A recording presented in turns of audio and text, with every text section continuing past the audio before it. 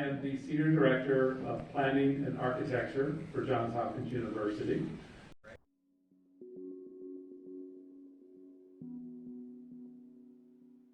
In these new pictures, I do see that whole bank of trees is being saved on Remington, and I'm very glad to hear that. I'd like to hear your comment on that, please. Oh, we're trying to save all the trees. We're certainly interested in keeping all the street trees, but our intention is to protect every tree that exists today. We want them all to survive, obviously. As I've said many times, we know during construction, sometimes trees don't make it.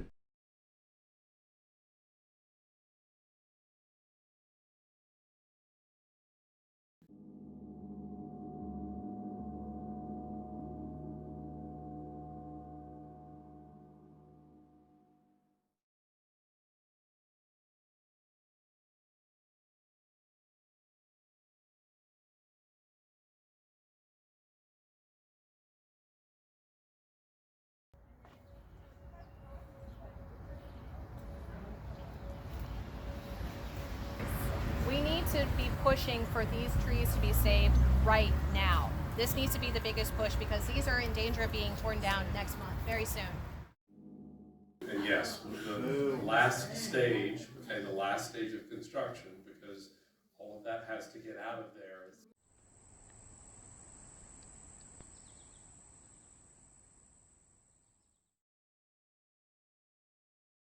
So let's talk about the tree issue. The tree removal and replacement around, DSAI site. There will be 27 trees around the site in the right-of-way that will be removed for the project, okay? 9 of the 27 trees are along Remington Avenue, and those are being removed for the following reasons.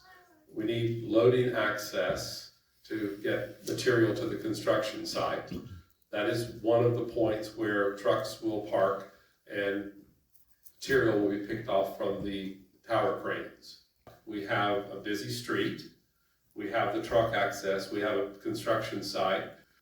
We need to have those operating the cranes, those at the truck directing the loading to be able to communicate and see clearly. The trees create an obstruction for that. We also have the demolition of the chiller plant. That will come down. We need those trees down to remove that building. So there are 18 trees on the right-of-way along Wyman Park Drive, okay, both sides of Wyman Park Drive, okay, those are also being removed. Where the trees are now won't work. The road has to be aligned to make the 14-foot wide requirement for the greenway work within the right-of-way. So that's another reason those are being removed, plus the construction access. The ones on the south side, that's another place where we need the trucks to be able to park to pick material from the construction cranes, as well as general construction activity. A lot of topography change there to build the buildings, so those trees are being removed, okay? So those are the trees in the right-of-way, the 27 trees that are being removed. To build these two buildings, in addition to those trees being removed, okay, there are 40 trees that are on the north side, that's where the early learning center is today, that are going to be removed to make way for DSAI. In total, okay, there's 92 trees that are coming down, okay? All right.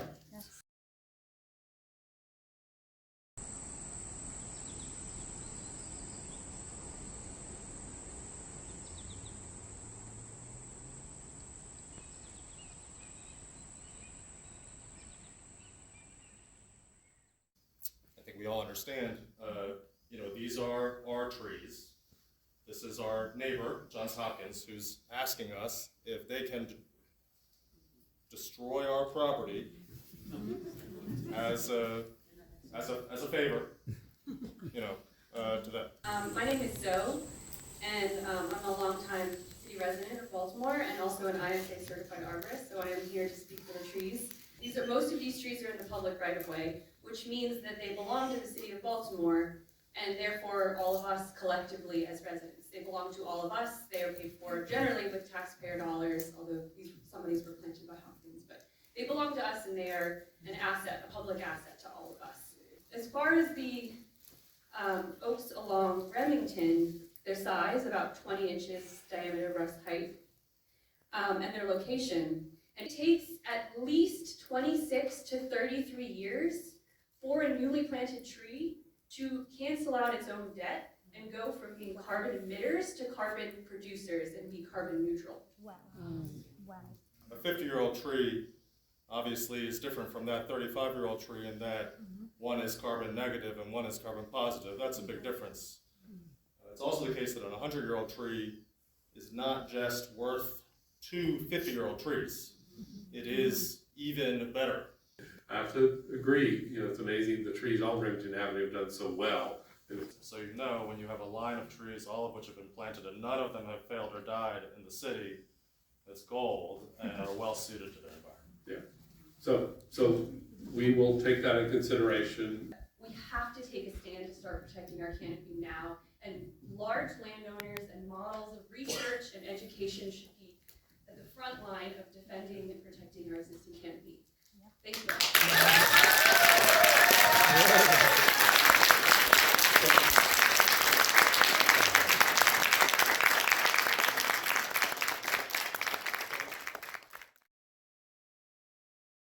I want to remind Johns Hopkins that they do not have a monopoly on this neighborhood. They do not have a monopoly on my street. They do not have a monopoly on the people who live here, and that there's a lot of steps that need to happen before this tree removal occurs. So. Okay.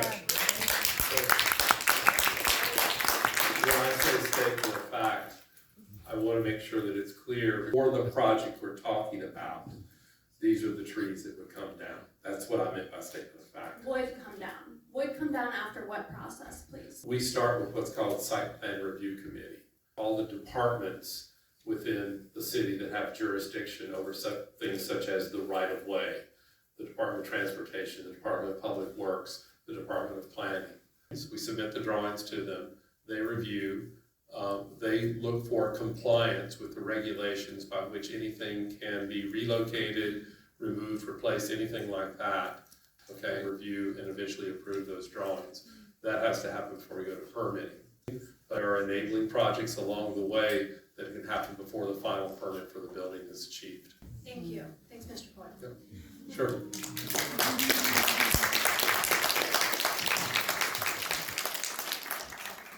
I've been in this neighborhood quite a long time. It's about 29.5 years, and the history, Hopkins history is that Hopkins looks at trees as temporary structures. Hopkins has been cutting down trees and removing tree canopy as long as I've been here. Charles Street, there was a forest on Charles Street one time. And I was asked to make an observation, which is, well, I'm the one who got up the first time we had one of these meetings and they said they were going to keep all the trees on Remington Avenue, and I said, ha ha, that doesn't happen.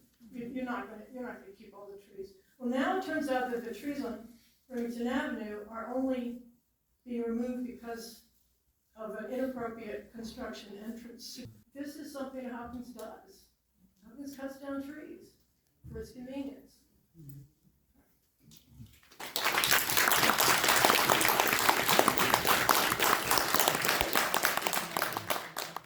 What would your plan be if the city said no, for example, the trees on Remington can't come down?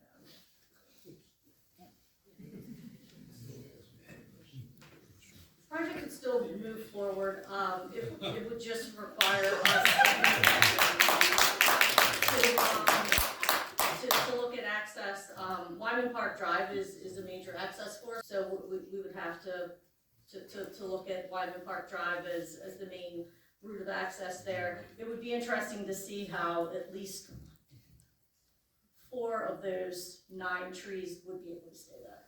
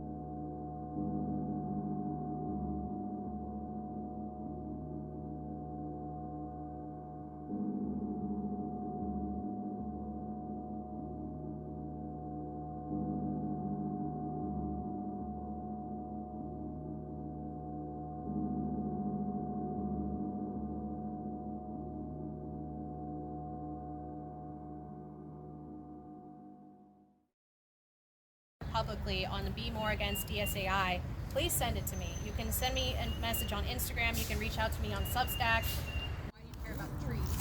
Because we need the trees.